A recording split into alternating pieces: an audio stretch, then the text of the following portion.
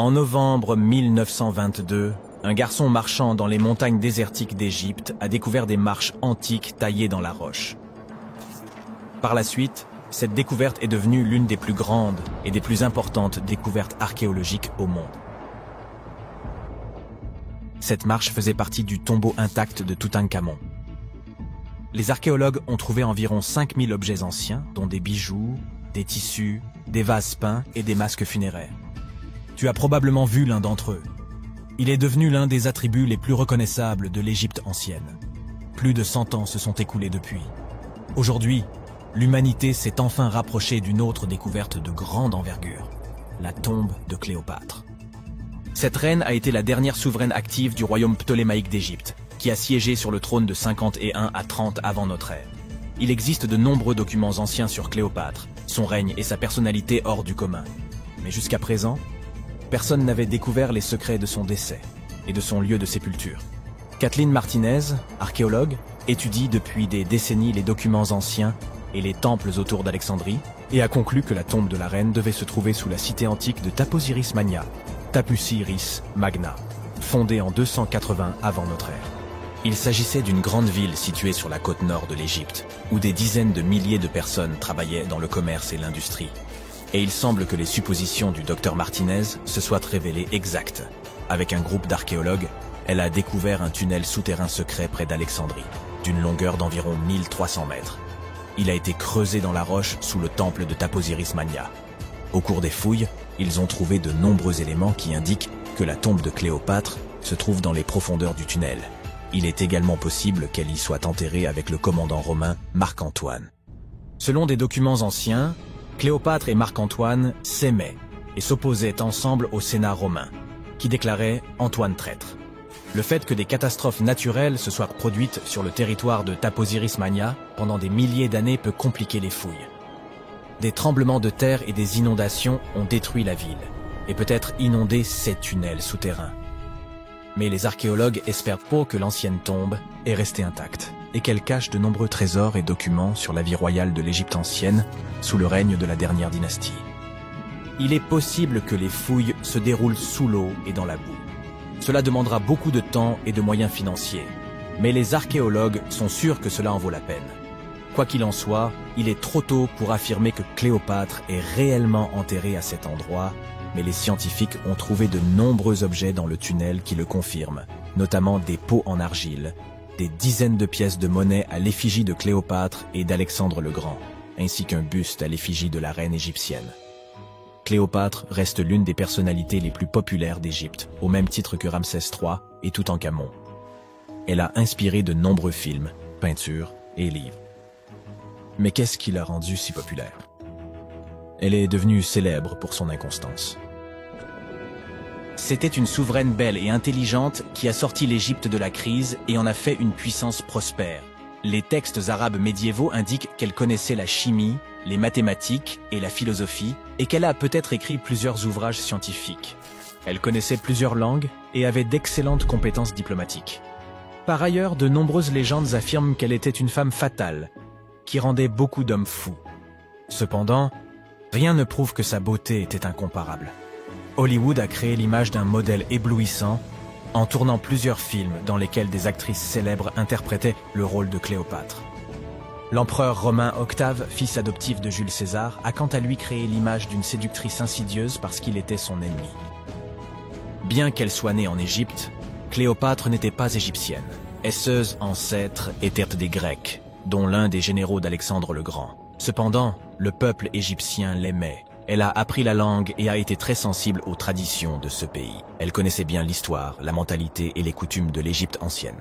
Elle a relevé le niveau de l'économie égyptienne et renforcé le statut de l'Égypte en tant que puissance mondiale. Tout cela a été rendu possible en grande partie grâce à sa ruse et à sa force de persuasion. Elle aimait les représentations théâtrales et les fêtes somptueuses. Elle savait comment surprendre les gens et se donner en spectacle. Mais derrière l'image extérieure d'une amatrice de luxe se cachait une souveraine intelligente et calculatrice. L'Égypte ancienne était un pays riche et luxueux, et Cléopâtre a tout fait pour accroître sa richesse et renforcer sa position sur la scène internationale. Par exemple, une fois, elle était en conflit avec son frère Ptolémée XIII. Sachant qu'elle ne pourra pas lui résister, la reine a décidé d'attirer Jules César à ses côtés. L'empereur romain est arrivé à Alexandrie, où Cléopâtre voulait le rencontrer. Mais Ptolémée a eu vent de ses projets et a voulu l'empêcher de se rendre auprès de César. Au lieu d'une arrivée riche et bruyante, Cléopâtre décide de passer inaperçue. Elle s'enveloppe dans un tapis ou un sac de lin que les serviteurs de l'empereur transportent dans les appartements privés de César. Cléopâtre sort du tapis et impressionne l'empereur romain par sa beauté et sa détermination. Ils tombent amoureux l'un de l'autre et deviennent de proches alliés. Quelque temps plus tard, elle impressionne un autre Romain influent à des fins diplomatiques. Elle se rend à la rencontre de Marc-Antoine sur une barge dorée aux voiles pourpres et aux rames d'argent. Cléopâtre est habillée à l'image d'Aphrodite et est assise sous un magnifique dais. Zeus, serviteur, déguisé en Cupidon, souffle dans son éventail et brûle de l'encens. Mais Cléopâtre a créé un tel spectacle pour une raison bien précise. Elle savait qu'Antoine vénérait la mythologie grecque et se considérait comme l'incarnation de Dionysos. Cette femme l'impressionne tellement qu'il finit par l'épouser. Cléopâtre défend sa couronne, renforce son alliance avec Rome et donne 3 enfants à Antoine. En Égypte, ils organisent de grandes fêtes et jouissent de la richesse et du pouvoir. Cependant, la relation d'un haut fonctionnaire avec la reine égyptienne provoque un scandale à Rome. Comme Octave est le principal adversaire d'Antoine dans la lutte pour le pouvoir, il exploite la situation pour ternir la réputation de son concurrent. Il utilise la propagande pour faire de Cléopâtre une séductrice insidieuse aux yeux des citoyens romains. Il accuse Antoine d'avoir succombé à ses charmes. Le Sénat romain soutient Octave et déclare Cléopâtre ennemie. En 33 avant notre ère, ce conflit atteint son apogée lorsque la marine d'Antoine affronte la flotte d'Octave. Ce dernier l'emporte et oblige son ennemi à fuir en Égypte avec Cléopâtre. Selon certaines sources, il se serait réfugié près d'Alexandrie. Poursuivi par les Romains, il se cache dans l'un des palais de Cléopâtre et trouva la mort. Certaines légendes racontent que Cléopâtre était experte en poison. Elle aurait provoqué la morsure d'un serpent venimeux, une vipère ou un cobra égyptien. Selon une autre légende, elle se serait piquée avec une aiguille empoisonnée. Une théorie veut que Cléopâtre ait toujours transporté une ampoule de poison dans sa brosse à cheveux. Lorsqu'elle était coincée, elle imbibait l'aiguille de ce poison et se piquait. Rien de tout cela n'est certain. Les scientifiques tentent toujours de découvrir la vérité. Peut-être que lorsqu'ils atteindront la tombe de Cléopâtre, le monde obtiendra plus de réponses sur son destin tragique. Elle est considérée comme la dernière souveraine d'Égypte. Après sa mort, Octave pille ses palais et ses temples et retourne à Rome, où il devient le principal empereur. Il gouverne le pays avec succès et en élargit les frontières. Son règne s'est achevé à l'âge de 75 ans. L'histoire du monde aurait été différente si Cléopâtre et Marc-Antoine n'avaient pas perdu cette bataille navale. À propos, saviez-vous qu'il s'est écoulé plus de temps entre le règne de Cléopâtre et le volume de Neil Armstrong sur la Lune qu'entre le règne de la reine égyptienne et la construction de la grande pyramide de Gizeh? Armstrong a posé le pied sur le satellite de la Terre en 1969, soit 2038 ans après la naissance de Cléopâtre. Et la construction de la pyramide a eu lieu en 2560 avant notre ère. Imagine la longueur de l'histoire de l'Égypte ancienne. Cléopâtre est plus proche de nous dans le temps que les pyramides. Nul homme ne retrouvera jamais mon tombeau. C'est, selon la légende, ce qu'aurait un jour déclaré Cléopâtre. Il ne s'agissait pas réellement d'une question de sexe. Elle ne souhaitait simplement pas qu'une âme vivante vienne troubler son repos. Et je pense qu'elle signifiait par là qu'aucun être humain ne parviendrait jamais à localiser sa tombe. Pourtant, contre toute attente, c'est bien une femme qui s'est approchée plus que quiconque de cet objectif tant convoité. Faites la connaissance de Kathleen Martinez-Berry, une avocate pénaliste dominicaine devenue archéologue. Sa fascination pour Cléopâtre fut telle qu'elle décida de tout quitter pour partir en Égypte, sans le moindre appui officiel ni même l'aval des autorités. Son seul moteur, une détermination inébranlable à retrouver la dernière demeure de la reine. On pourrait dire que Kathleen a toujours eu une longueur d'avance. Élève précoce, elle sauta plusieurs classes, maîtrisa le piano, les échecs, la natation et les arts martiaux, et grandit dans un environnement où les plus brillants esprits venaient débattre sous son toit. Diplômée en droit à 19 ans, elle nourrissait depuis longtemps une passion pour l'archéologie, bien qu'elle n'ait jamais mis les pieds en Égypte, ni participé à une seule fouille. Son obsession pour Cléopâtre remontait à un échange animé avec son père en 1990. Ce jour-là, Elle pénétra dans la bibliothèque familiale en quête d'un exemplaire d'Antoine et Cléopâtre de Shakespeare. Son père, Fausto Martinez, professeur et expert en droit, qualifia alors la reine d'Égypte de simple séductrice. Kathleen ne pouvait s'y résoudre. Elle riposta avec ferveur, soutenant que l'histoire avait profondément dénaturé l'image de Cléopâtre. Selon elle, les Romains s'étaient appliqués à détruire sa réputation, et pendant des siècles, on s'était contenté d'adhérer à leurs récits. La discussion s'éternisa des heures durant, jusqu'à ce que son père concède qu'il avait peut-être jugé la souveraine trop hâtivement. Cette conversation marqua un tournant décisif. Dès lors, Kathleen se plongea dans l'étude des textes antiques, accordant une attention particulière aux récits de Plutarque sur Cléopâtre et Marc-Antoine. Plus elle approfondissait ses recherches, plus elle se persuadait que la reine d'Égypte n'était pas qu'une souveraine éprise d'un tyran au destin tragique, mais une stratège de génie, engagée dans une lutte politique visant pour préserver l'indépendance de son royaume. Et plus elle lisait, plus une question s'imposait à elle. Et si l'on avait toujours cherché le tombeau de Cléopâtre au mauvais endroit, cette idée ne la quitta plus. Alors qu'elle veillait sur son deuxième enfant, elle obtint une maîtrise en archéologie, une capacité à jongler avec les responsabilités qui témoignent de sa détermination. Cette quête raviva l'obsession qui allait désormais guider sa vie, percer le mystère du tombeau de Cléopâtre. Si la majorité des spécialistes estiment que la reine repose sous l'Alexandrie moderne, en compagnie de 13 autres souverains ptolémaïques, Martinez défend une hypothèse radicalement différente. Elle est convaincue que Cléopâtre a été inhumée à Taposiris Magna, un temple ancien dédié à Osiris, dieu de l'au-delà. Mais pour confirmer cette intuition, il lui fallait encore mettre la main sur un cartouche remontant à sa fondation. Ces plaques, de la taille d'un smartphone, étaient enfouies sous les structures sacrées et comportaient souvent des inscriptions relatant la date et la raison de la construction du temple. Si elle parvenait à découvrir une plaque attestant que l'édifice était voué à Isis, divinité tutélaire de Cléopâtre, elle disposerait enfin d'une preuve tangible qu'elle fouillait au bon endroit. Rien ne pouvait la détourner de son objectif. Martinez et son équipe fouillèrent l'ensemble du site, creusant plus profondément que quiconque avant eux. Ils découvrirent des pièces de monnaie frappées à l'effigie et au nom de Cléopâtre, qui établissaient un lien direct entre la souveraine et ce lieu. Puis, ils mirent au jour un élément encore plus fascinant. Un tunnel souterrain qui acheminait autrefois l'eau depuis le temple jusqu'à la Méditerranée. Si une partie de l'édifice s'était effondrée dans les flots, la tombe de Cléopâtre pouvait-il s'y trouver lui aussi? Pour poursuivre ses recherches sous-marines, Martinez devait convaincre les autorités égyptiennes de lui accorder leur soutien. Contre toute attente, elle parvint à exhumer le cartouche de fondation tant convoité. Il révélait qu'un pharaon avait dédié une vaste région de Nubie à la déesse Isis. C'était la confirmation tant attendue. L'inscription prouvait que le temple était bien consacré à Isis, confirmant que la théorie de Martinez n'était pas sans fondement. Si un temple se dressait encore sur la terre ferme, elle en déduisait qu'un second, peut-être même le tombeau de Cléopâtre, s'était effondré dans la mer. Pour étayer cette hypothèse, elle avait besoin d'experts en archéologie sous-marine. Elle contacta donc Robert Ballard, célèbre pour avoir découvert l'épave du Titanic.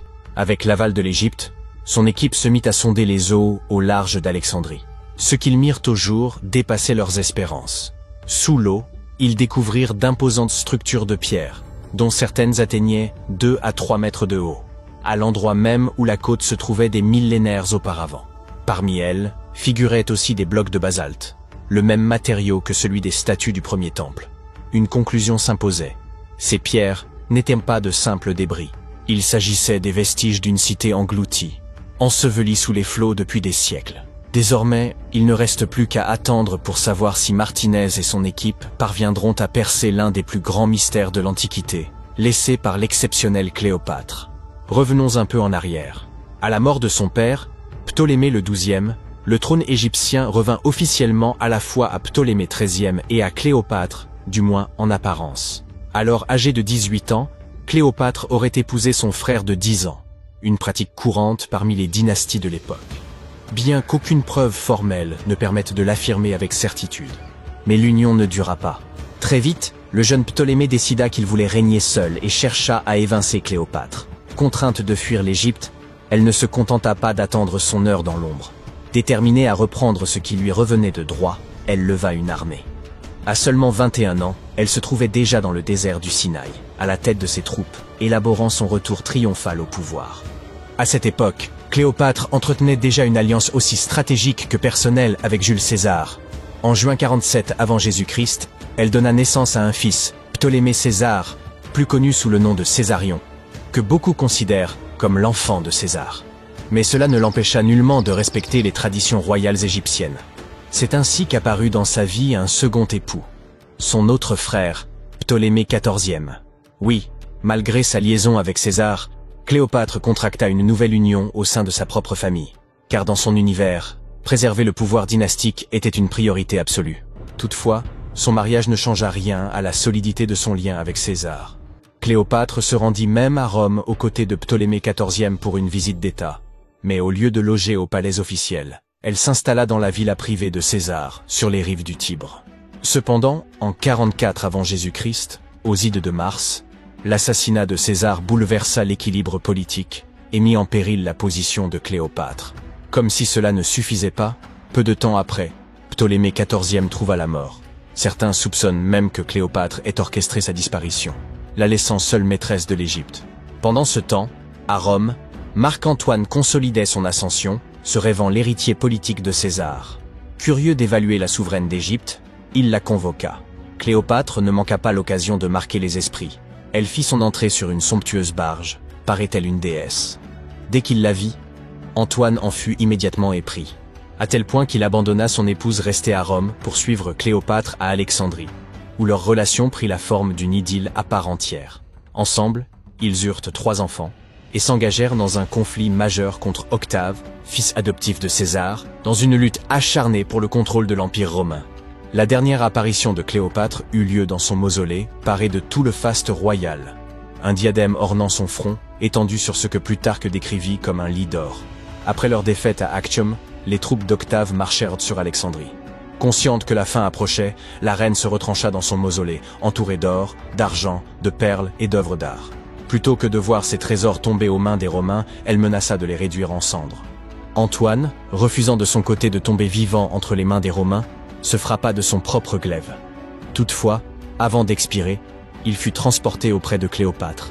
Elle le serra contre elle tandis qu'il rendait son dernier souffle. Un peu plus d'1 semaine plus tard, Cléopâtre prit sa décision.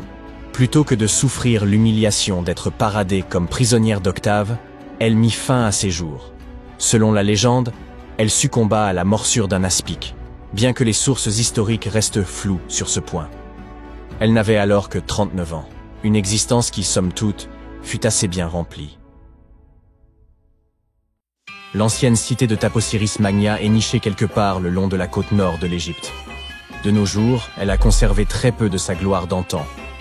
Mais ce qui se trouve en dessous pourrait bien détenir la clé d'un célèbre mystère. Celui de Cléopâtre, l'une des reines d'Égypte les plus mémorables de l'histoire.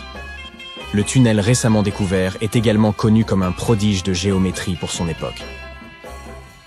Des fouilles ont mis à jour une structure de 13 mètres de long enfouie dans le sol et partiellement immergée. Sa forme et ses techniques de construction sont semblables à celles du tunnel de Palinos. Une autre incroyable découverte de l'Antiquité. Ce dernier se trouve sur l'île de Samos, en Grèce, et a été réalisé en creusant simultanément à partir de 2 points, dans le but de les faire se rencontrer au milieu. L'utilisation des mathématiques et de la géométrie pour réaliser cet ouvrage était d'une précision stupéfiante pour l'époque, d'autant plus qu'il traverse une montagne de part en part. Les archéologues qui travaillent sur le site de Taposiris Magna depuis 2004 pensent que ce tunnel pourrait mener au tombeau perdu de Cléopâtre. Les indices qu'ils ont découverts jusqu'à présent semblent étayer cette théorie. Pour commencer, la ville et son temple ont été construits par l'un des ancêtres de Cléopâtre, Ptolémée II. Toute son architecture semble indiquer que la cité était dédiée à l'ancien dieu Osiris et à sa reine, Isis. Tout au long de son règne, Cléopâtre a cherché à s'associer à la déesse. Il ne serait donc guère surprenant qu'elle ait choisi cet endroit comme lieu de dernier repos. Les archéologues n'ont pas encore réussi à localiser le tombeau de Cléopâtre, mais les recherches se poursuivent avec l'aide de la technologie moderne. Pour mieux étudier cet emplacement, les chercheurs ont même eu recours à un dispositif spécial, appelé radar à pénétration du sol. Cet outil nous permet d'analyser ce qui se trouve sous la terre, sans avoir besoin de l'excaver. Comme ce tunnel est très ancien, les recherches doivent être menées avec la plus grande délicatesse. Voir des images de ce qui se trouve sous terre avant de commencer à creuser est incroyablement utile, et c'est ce que l'on fait ici depuis 2011. La découverte finale de la tombe de Cléopâtre pourrait nous aider à reconstituer son histoire. Surtout ce qui aurait pu se passer lors de la dernière partie de son règne, qui est encore entouré de mystères. Nous ne connaissons toujours pas la cause exacte de son décès. Certains pensent qu'elle aurait pu se laisser délibérément mordre par un cobra égyptien venimeux. D'autres ont suggéré qu'elle était tout à fait accoutumée au poison, en dissimulant même dans sa brosse à cheveux, au cas où le besoin s'en ferait sentir. Mais cela ne veut pas nécessairement dire qu'elle ait choisi de l'utiliser sur elle-même. Nous avons beaucoup d'autres informations intéressantes sur Cléopâtre, qui sont tout aussi dignes d'intérêt, comme le fait qu'elle ait eu sa propre styliste. La plupart des images que vous avez vues représentant la célèbre reine montrent que ses yeux étaient cernés de colle noire. Ce look aurait été créé par Iras, une servante connue pour avoir été sa cosméticienne attitrée. Elle traçait une longue ligne de ses yeux jusqu'à ses tempes, une technique de maquillage encore utilisée aujourd'hui pour mettre les yeux en valeur. Iras aurait été une figure importante tout au long de sa vie, officiant également comme sa confidente et sa plus proche amie. Il existe même quelques théories qui suggèrent qu'Iras se tenait à ses côtés lorsqu'elle a mis fin à ses jours. Malgré ses tenues recherchées, Cléopâtre n'était pas aussi belle qu'on le décrit. Ou du moins, c'est ce que pointent des recherches récentes. Certes, si l'on regarde les films et l'iconographie moderne, elle est représentée comme une femme d'une extrême beauté, aux traits symétriques et délicats.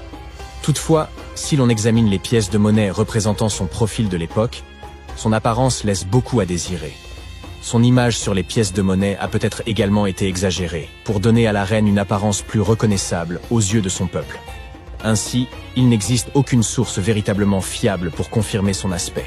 Mais sa description dans la plupart des textes de l'Antiquité évoque ses autres qualités, comme son éloquence et sa personnalité, plutôt que sa beauté. Cléopâtre est peut-être la reine égyptienne la plus célèbre à ce jour, mais elle n'était pas non plus le premier choix. Elle avait une sœur aînée, Bérénice, qui n'aura que très brièvement occupé le trône. Cette dernière ayant été renversée après 3 ans de règne, Cléopâtre s'est donc habituée à endosser le rôle et a commencé à se consacrer à sa propre éducation. Elle voyageait fréquemment à travers le pays pour se familiariser avec son peuple et avec leurs besoins. Elle n'avait que 18 ans lorsque les rênes du pouvoir lui ont été transmises, et elle a immédiatement gagné en popularité en raison de sa grande intelligence et de son instruction. Son goût pour la littérature était également renommé. On savait qu'elle était friande des œuvres d'Homère, le célèbre poète grec. Cléopâtre aimait d'ailleurs autant écrire qu'elle aimait lire. Il existe même des suppositions selon lesquelles elle aurait écrit un livre sur la médecine et les cosmétiques, mais nous n'avons aucune preuve à ce jour que ce travail ait jamais existé. Être une grande souveraine à cette époque signifiait qu'il était indispensable de parler plusieurs langues. Cléopâtre l'avait clairement compris. Et c'est pourquoi il se murmure qu'elle en connaissait de nombreuses, à des degrés divers. Certains archéologues ont suggéré qu'elle maîtrisait le grec, l'égyptien et l'éthiopien, ainsi que de nombreux dialectes arabes. Elle aurait également pu parler latin, mais il y a peu de preuves pour soutenir cette hypothèse. Elle n'avait peut-être pas des traits angéliques, mais Cléopâtre faisait vraiment attention à son apparence, à commencer par son alimentation. Elle aimait les repas simples, notamment une variété de poissons.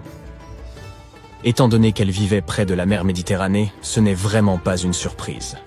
En guise de friandises, elle raffolait des pigeons farcis, qu'elle servait également à ses invités. D'autres plats au menu comprenaient des légumes et de la soupe de fèves. Les fruits et les noix n'étaient pas en reste dans son alimentation, et elle était également une grande amatrice de miel. Récemment, une équipe d'experts a même essayé de reproduire son célèbre parfum. Voyez cela comme l'équivalent antique du Chanel numéro 5. Cléopâtre était connue pour être une grande amatrice de parfums luxueux, dont elle croyait même qu'ils pouvaient influer sur la manière dont les gens la percevaient. La base de ce parfum est la myrrhe, une résine récoltée sur un arbre local. D'autres ingrédients ajoutés au mélange étaient également répandus à l'époque, comme la cardamome, l'huile d'olive et la cannelle. Le résultat peut ne pas être aussi fragrant que les parfums que nous connaissons et employons aujourd'hui. Sa consistance était beaucoup plus épaisse, mais le parfum durait beaucoup plus longtemps. Quand elle était à l'apogée de sa gloire, Cléopâtre aurait bien pu être la personne la plus riche au monde. À cette époque, elle régnait sur un territoire qui s'étendait à travers la Méditerranée, de la Libye actuelle à l'ouest, en passant par l'Égypte jusqu'à la Syrie tout à l'est. À l'époque, c'était le plus grand territoire jamais dirigé par une femme. En monnaie d'aujourd'hui, Sa fortune aurait donc pu avoisiner les 95 milliards de dollars. Les calendriers que nous utilisons aujourd'hui ont peut-être été introduits par Cléopâtre elle-même. C'est elle qui aurait présenté l'idée des années bissextiles et des jours intercalaires à Jules César, le général romain avec lequel on sait qu'elle était très proche. Suivant ses conseils, César aurait fait de ces ajustements une partie intégrante du calendrier romain. Les anciens Égyptiens savaient déjà que l'année était plus longue que 365 jours exactement. Ils ont découvert cela en étudiant l'étoile la plus brillante dans le ciel, appelée Sirius, et en ont conclu qu'une année durait en réalité 365 jours et un quart. C'est Elizabeth Taylor qui a fameusement introduit Cléopâtre dans l'imagerie populaire, lorsqu'elle l'a interprétée dans le film du même nom en 1963. À ce moment, il s'agissait du film le plus coûteux jamais produit. Il n'était censé coûter qu'environ 2 millions de dollars, mais a fini par engloutir l'incroyable somme de 44 millions. C'était principalement dû à des problèmes de scénario et de production. Pour réaliser ce film emblématique, les producteurs ont dû créer 79 décors de toutes pièces, ainsi que plus de 26 000 costumes pour le reste du casting. Rien que les costumes de Cléopâtre d'Elizabeth Taylor ont coûté environ 2 000 dollars. Heureusement pour les producteurs, le film a fait les gros titres et a été très bien accueilli par la critique, ce qui en fait un succès au box-office. Certains associent Cléopâtre à un autre célèbre souverain d'Égypte, le pharaon Toutankhamon. C'est une erreur. Car hormis le fait qu'ils aient en tous deux été des pharaons égyptiens, ils n'ont rien d'autre en commun. Pour commencer, Toutankhamon a vécu environ 1300 ans avant Cléopâtre. Et ils ne partageaient même pas la même ascendance. Cléopâtre avait des racines grecques macédoniennes, tandis que Toutankhamon était un Égyptien du pur souche. Des étendues infinies de sable doré, des chaînes montagneuses dépourvues du moindre arbre, et un soleil de plomb au-dessus de votre tête. Et puis, contre toute attente dans ce décor désertique, surgit un petit groupe d'individus surexcités. Leur euphorie est comparable à celle que vous ressentiriez en gagnant à la loterie. Ils viennent tout juste de mettre au jour une tombe ancienne, jadis submergée, aux parois gravement endommagées. Pourtant, ce qu'ils y ont découvert atteste qu'il s'agit bel et bien du tombeau d'un des pharaons les plus énigmatiques de l'Égypte ancienne. Les archéologues le recherchaient depuis des décennies, sans jamais soupçonner qu'il renfermait de si précieux vestiges. Avançons dans le temps. À l'issue d'un examen approfondi du site, les autorités égyptiennes ont enfin officialisé la découverte du tombeau du roi Thoutmôsis II. Il s'agissait de la dernière sépulture manquante de la 18e dynastie égyptienne, qui s'étend de 1550 à 1292 avant notre ère. C'est également la toute première sépulture royale exhumée depuis la découverte du tombeau de Toutankhamon, survenue en 1922, soit plus d'un siècle auparavant. C'est une équipe conjointe d'archéologues égyptiens et britanniques qui a mis au jour ce tombeau, niché dans les montagnes thébaines à l'ouest de Luxor, non loin de la célèbre vallée des rois. Jusqu'alors, le site était simplement connu sous le nom de tombe C4. Mais les fouilles ont permis de rassembler des preuves irréfutables qu'il appartenait au roi Thoutmôsis II. En réalité, l'entrée du tombeau ainsi que son couloir principal avaient été identifiés dès 2022. Cependant, les premières hypothèses penchaient pour la tombe d'une reine, en raison de sa proximité avec les sépultures des épouses de Thoutmôsis III. Elle se trouvait également non loin de la tombe de la reine Hatshepsut, qui, à l'origine, lui avait été destinée alors qu'elle n'était encore qu'épouse royale. Sa destinée prit un tournant inattendu lorsqu'elle accéda au trône. Mais nous reviendrons plus tard sur cet épisode singulier. Bien vite, les chercheurs ont compris que leur découverte revêtait une importance capitale. Ils mirent au jour des vases en albâtre, frappés du nom de Thoutmôsis II, accompagnés de l'inscription « Roi défunt ». C'est là qu'ils comprirent qu'ils se trouvaient dans le véritable tombeau du souverain. Hélas, cette tombe n'a pas échappé aux affres du temps. D'après le ministre du Tourisme et des Antiquités égyptiennes, également à la tête de l'équipe nationale d'archéologues, le tombeau a subi des ravages considérables à la suite de violentes crues survenues peu après la disparition du pharaon. Les eaux ont envahi la chambre funéraire, entraînant sans doute la destruction ou la dispersion d'un grand nombre d'objets d'origine. Une large part des éléments qui se trouvaient autrefois à l'intérieur a été transférée ailleurs dans une tentative de préservation. Les archéologues ont mis en évidence une architecture plutôt classique, une entrée et un couloir incliné menant à la chambre funéraire. Ce couloir, enduit d'un épais plâtre blanc, s'élevait à environ 1,40 m par rapport au niveau du sol de la salle principale. Un large escalier et un impressionnant corridor en forte pente témoignaient de la solennité du tombeau. La progression s'est révélée longue et difficile, car l'accès était encombré par des amas de débris charriés par les inondations et des effondrements. Ce n'est qu'après avoir rampé sur une dizaine de mètres dans un passage étroit, ne laissant qu'une ouverture de 40 cm au sommet, un supplice pour les claustrophobes, que l'équipe a enfin pu pénétrer dans la chambre funéraire. Mais une surprise les y attendait. Une fois les gravats dégagés, les chercheurs s'attendaient à tomber sur les vestiges écrasés d'une sépulture. Pourtant, à leur grande surprise, la chambre était entièrement vide. Et nul acte de pillage n'était en cause. Le tombeau avait été volontairement vidé. Ils comprirent bientôt qu'il avait été inondé depuis sa création, en contrebas d'une chute d'eau. Cela serait survenu quelques années à peine après la mise au tombeau du souverain, obligeant les prêtres à transférer son corps et ses objets funéraires ailleurs. C'est précisément ce qui expliquerait la présence d'un second couloir. Il aurait vraisemblablement été aménagé pour permettre le retrait du corps de Thoutmôsis II de la tombe submergée. En dépit des dégradations, l'équipe archéologique a mis au jour des trouvailles fascinantes. Des traces de mortier ornées d'inscriptions bleues, d'étoiles jaunes, ainsi que des fragments du livre de l'Amduat, l'un des textes funéraires majeurs de l'Égypte ancienne. Ce recueil visait à guider le défunt dans l'au-delà, assurant la réussite de son périple souterrain. Jetons plutôt un œil à la 18e dynastie égyptienne. Elle fut marquée par l'expansion militaire, l'agrandissement de l'empire et la construction de monuments saisissants. Parmi les figures les plus emblématiques de cette époque figurent Thoutmôsis Ier et Thoutmôsis III, deux souverains guerriers qui ont laissé une empreinte durable dans l'histoire. Thoutmôsis Ier, stratège redoutable, mena des campagnes décisives, étendant les frontières du royaume jusqu'à la 4e cataracte du Nil. Ces victoires ouvrirent à l'Égypte de nouveaux circuits commerciaux, consolidèrent ses alliances et accrurent sa prospérité. Leur importance fut telle qu'elles furent gravées dans les tombeaux de ces hauts dignitaires.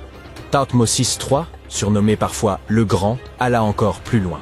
Brillant stratège, il fut d'abord général sous la reine Hatshepsut avant d'accéder lui-même au trône.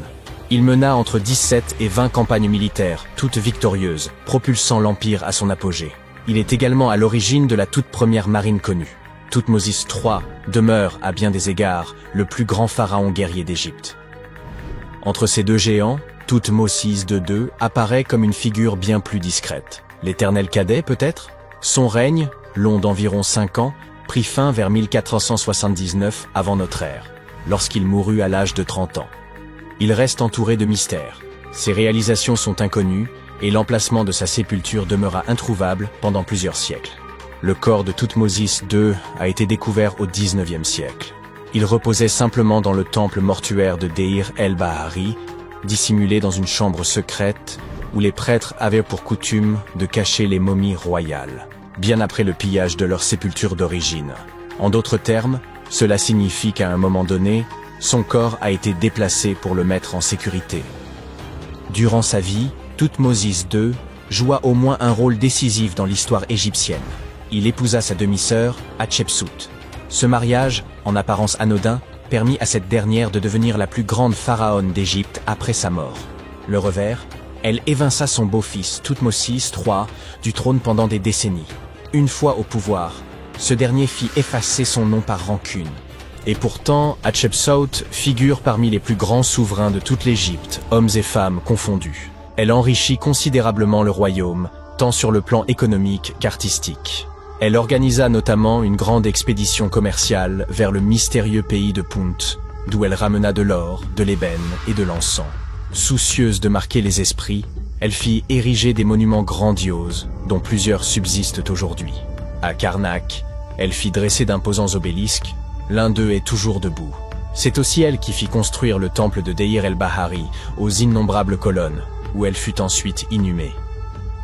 Fait marquant, Hatshepsut fut souvent représentée dans les arts comme un homme, arborant musculature et barbe postiche, selon les conventions réservées aux pharaons. Toutefois, elle tenait à ce que son identité féminine ne soit jamais totalement effacée, et se faisait notamment appeler fille de Ré ou Sa Majesté elle-même. À sa mort, en 658 avant Jésus-Christ, l'Égypte ne connaîtrait plus de souveraine aussi puissante avant l'arrivée de Cléopâtre, quelques 14 siècles plus tard. D'après le secrétaire général du Conseil suprême des antiquités égyptiennes, le nom d'Hatchepsout figure bel et bien dans le tombeau de Thoutmôsis II, ce qui laisse penser qu'elle aurait elle-même supervisé les funérailles de son époux. Quant à leur lieu de dernier repos, Hatchepsout se trouve dans la célèbre vallée des rois, tandis que la momie de Thoutmôsis II est aujourd'hui exposée au Musée national de la civilisation égyptienne, aux côtés d'autres souverains. Les visiteurs ont ainsi l'occasion rare de contempler les restes d'un pharaon longtemps tombé dans l'oubli. La découverte de ce tombeau est considérée comme l'une des plus importantes de ces dernières années. Les objets exhumés sur le site apportent de précieuses précisions sur l'histoire de la région, ainsi que sur le règne de Thoutmôsis II. Bien que l'architecture du tombeau demeure relativement sobre et reprenne les lignes classiques que l'on retrouvera chez les souverains suivants, sa valeur historique reste incontestable. Quoi qu'il en soit, les fouilles sont loin d'être terminées. Les archéologues se penchent désormais sur une autre énigme. Qu'est-il advenu du contenu manquant de la tombe? L'équipe est résolue à poursuivre ses recherches. Peut-être découvriront-ils encore d'autres secrets enfouis depuis des millénaires sous les sables d'Égypte? Contrairement à de nombreux autres sites funéraires de l'Égypte ancienne, la tombe du roi Toutankhamon est restée cachée, à l'abri des voleurs, pendant près de 3000 ans. L'une des raisons était que cette tombe était plus petite que la moyenne, et qu'elle était dissimulée dans le site de la vallée des rois. Cette région était déjà abondamment explorée au moment où l'on est tombé par hasard sur l'emplacement de la tombe du pharaon. L'entrée était complètement ensevelie sous les débris provenant de la construction d'une tombe voisine, ce qui a dû également aider à préserver son secret. Il n'y avait pas non plus la moindre inscription à l'extérieur de la tombe. Le passage du temps aura également joué un rôle dans son remarquable état de préservation jusque dans les années 20, lorsqu'un dénommé Howard Carter y est finalement parvenu. Mais Carter était-il un héros pour autant? Des découvertes récentes suggèrent qu'il aurait pu être moins honnête qu'on a pu le penser. Carter n'était pas seulement considéré comme un chasseur de trésors renommé, c'était un véritable archéologue. Il s'était, bien avant Toutankhamon, plongé dans la quête d'artefacts égyptiens. Il avait découvert son intérêt pour ces objets insolites dès l'enfance et avait rapidement commencé à reproduire les sculptures et les inscriptions découvertes dans les tombes anciennes. Après avoir découvert les restes du roi Toutankhamon, Carter aura passé près d'une décennie à traiter et consigner toutes sortes d'objets, comme des trônes en or, des chars et des statues provenant de la tombe, les expédiant le long du Nil vers le musée égyptien du Caire. Du moins, c'était là l'histoire officielle. Des découvertes plus récentes affirment que tous ces objets n'auraient même pas été remis aux officiels égyptiens. Une lettre retrouvée semble révéler ce qui fut la politique de Carter. 10 pour eux et 1 pour moi. Et 1. La lettre en question avait été envoyée à Sir Alan Gardiner, philologue et ami de Carter, et datée de 1922. Dans ses écrits, Carter mentionnait avoir découvert la tombe et demandait à son ami quelques conseils. Dans une autre lettre de 1934, Gardiner semblait remercier Carter pour un amulette, qui lui aurait été envoyé comme cadeau de remerciement. Carter insistait sur le fait qu'elle ne provenait pas de la tombe de Toutankhamon, mais manifestement, c'est bien de là que venait. Le directeur britannique du musée égyptien était lui-même au courant des manigances de Carter, mais ne pouvait pas les prouver. Il a comparé l'amulette de Gardiner avec d'autres qui provenaient de la tombe de Toutankhamon, et aux surprises, elles se ressemblaient à s'y méprendre. Gardiner était tellement embarrassé d'avoir été mis dans une situation si délicate qu'il s'est plaint à Carter dans une autre lettre. En bon ami, Gardiner a préféré ne pas jeter l'opprobre sur le célèbre archéologue. À la place, il a conseillé à Carter de restituer ses objets volés au Caire, tout comme il vous conseillerait de donner un coup de pouce cette vidéo et de vous abonner à la chaîne pour plus de vidéos incroyables sur les secrets les plus pharaoniques de l'histoire. Ce n'est pas le seul élément louche concernant le comportement de Carter après la découverte. En 1947, un dénommé Alfred Luca, qui avait travaillé aux côtés de l'archéologue controversé, a livré des informations dans une obscure revue Kerot. Il affirmait que Carter avait discrètement forcé la porte de la chambre funéraire par lui-même. Après quoi, il l'avait refermée comme si de rien n'était avant d'officialiser la découverte. Pourquoi aurait-il fait cela? Eh bien, la même théorie suggère que Carter et son équipe auraient pu pénétrer dans la tombe plus tôt afin de faire main basse sur quelques trésors anciens. Bien entendu, ces gens ne pouvaient pas risquer de revendre de tels objets de leur vivant, mais s'assureraient qu'ils soient vendus aux enchères après leur décès. Carter n'a cependant jamais rien avoué. Il n'a pas émis de démenti officiel non plus. Mais le gouvernement égyptien ne pouvait pas risquer d'autres disparitions inexpliquées. On lui a donc interdit l'accès à la tombe pendant un certain temps. Certains ont associé ces disparitions à la malédiction du roi Toutankhamon. Si vous n'en avez jamais entendu parler, sachez que cette histoire effrayante a passionné les foules peu après la découverte de la sépulture du pharaon. On prétendait que quiconque interférait avec la tombe du jeune roi serait poursuivi par la malédiction.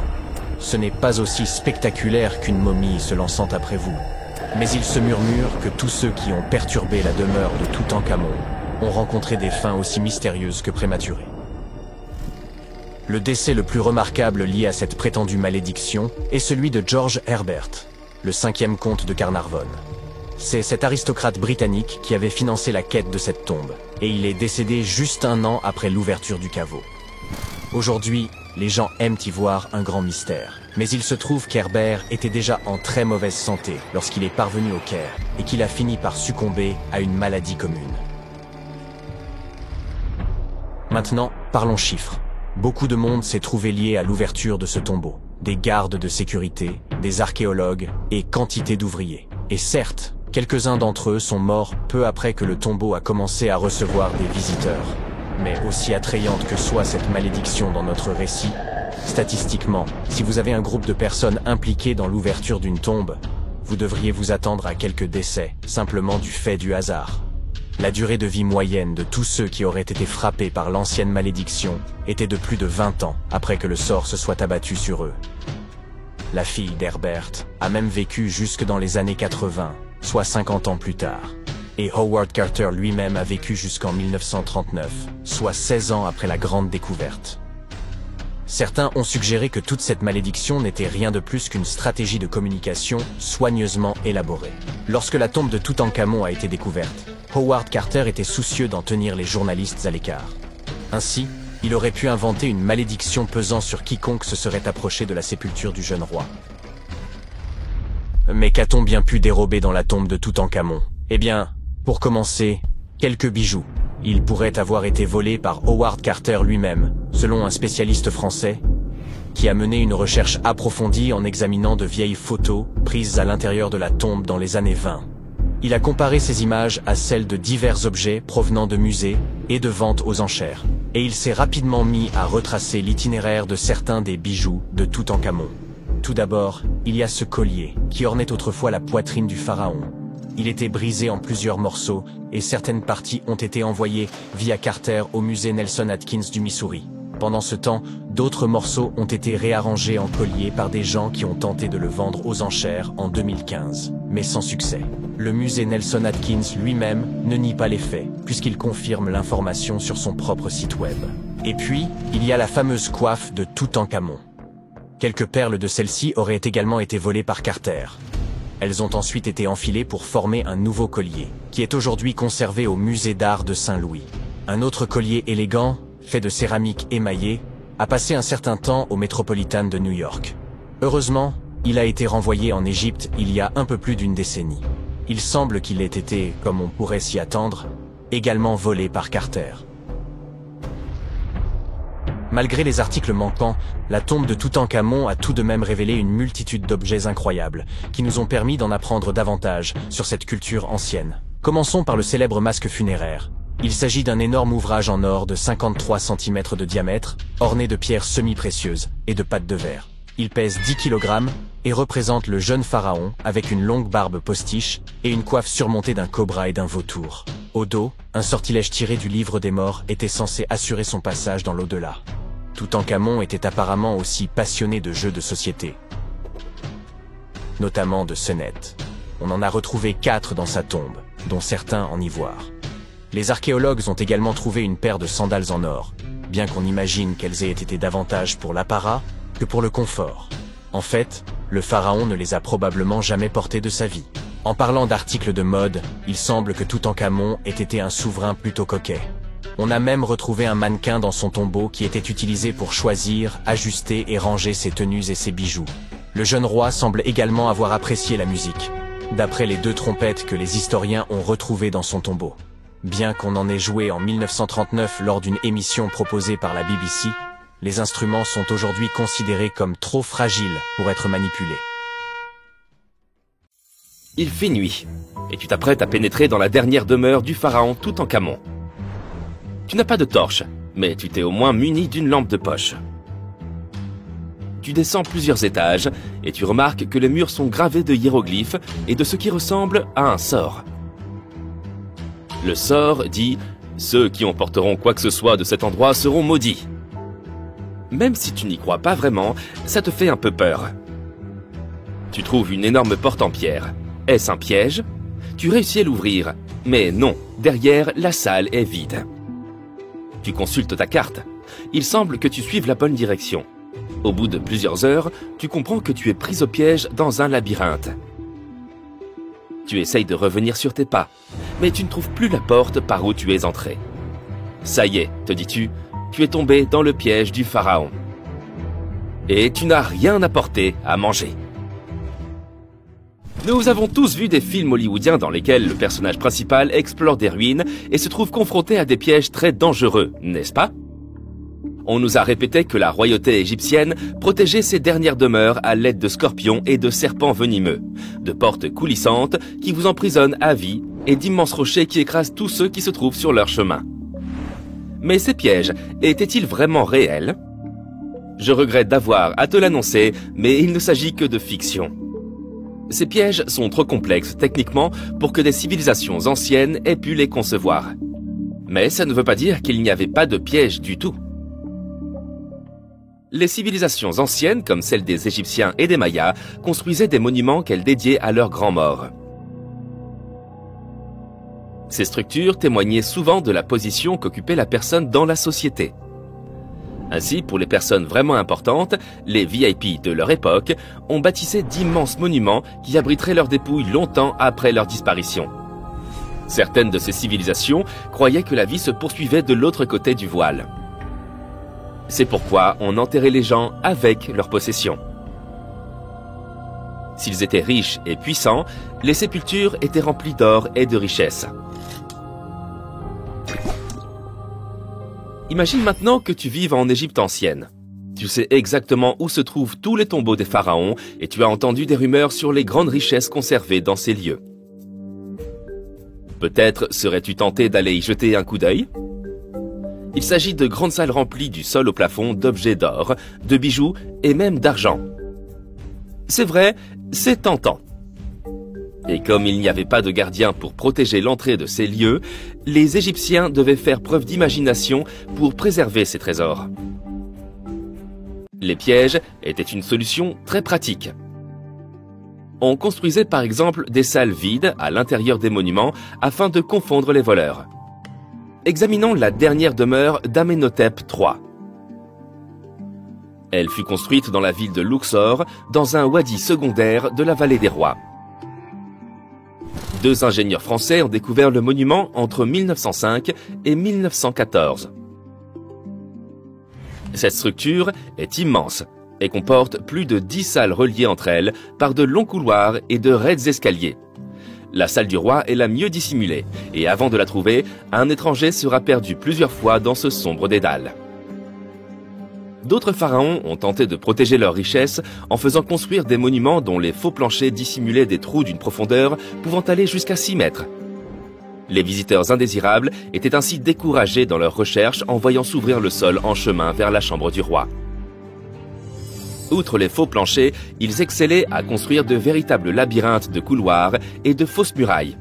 Et les voleurs pouvaient mettre des heures avant de trouver la riche sépulture. Quant aux serpents venimeux, il est probable qu'ils soient venus d'eux-mêmes s'installer dans les fosses de ces monuments. Et sans doute ne restaient-ils pas très longtemps.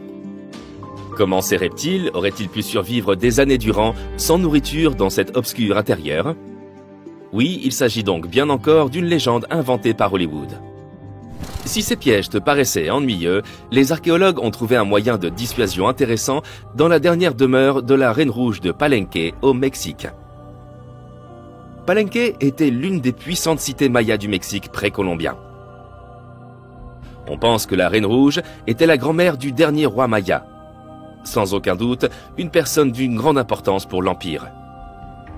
En son honneur, un immense monument fut construit pour conserver son corps après sa mort.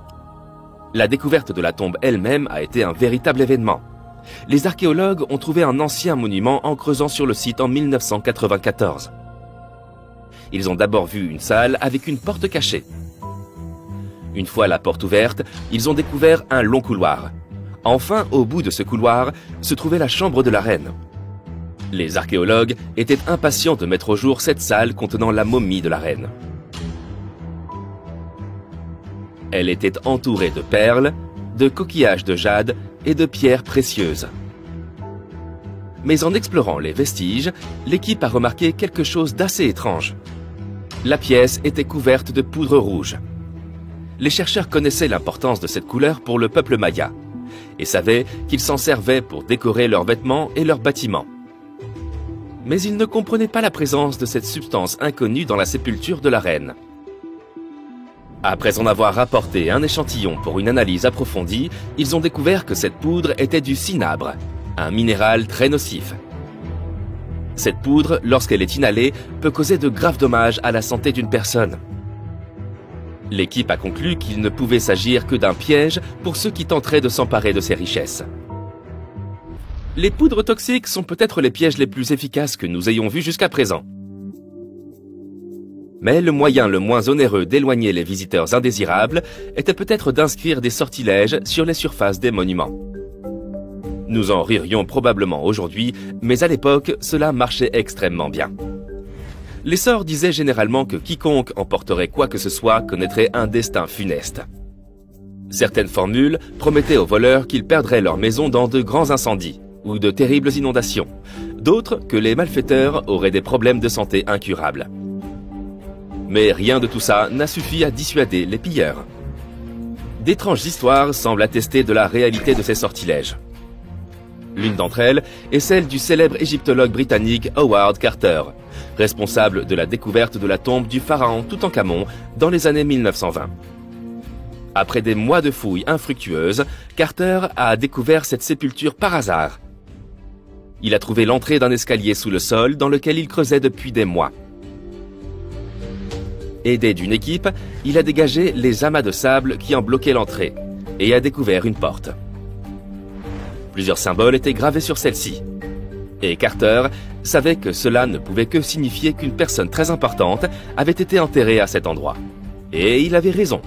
À l'aide de son burin, il fit un trou dans le coin supérieur gauche de la porte en s'éclairant à la flamme d'une bougie. Il n'en croyait pas ses yeux. Devant lui, de nombreux objets d'or ainsi que des joyaux brillaient de tout leur feu. Carter venait de découvrir la dernière demeure de Toutankhamon, perdue depuis 3000 ans. Mais l'histoire ne s'arrête pas là. Cette découverte s'accompagna d'une série d'événements malheureux qui portent à croire qu'un sort avait été jeté. Quelques années plus tard, Carter mourut mystérieusement. Et certains de ses assistants perdirent leur maison dans des inondations, tout comme l'une des formules le promettait. Certaines personnes croient qu'il s'agit de simples coïncidences, car il n'y a aucune preuve du lien entre ces différents événements. Et toi, qu'est-ce que tu en penses? Était-ce un bon piège après tout?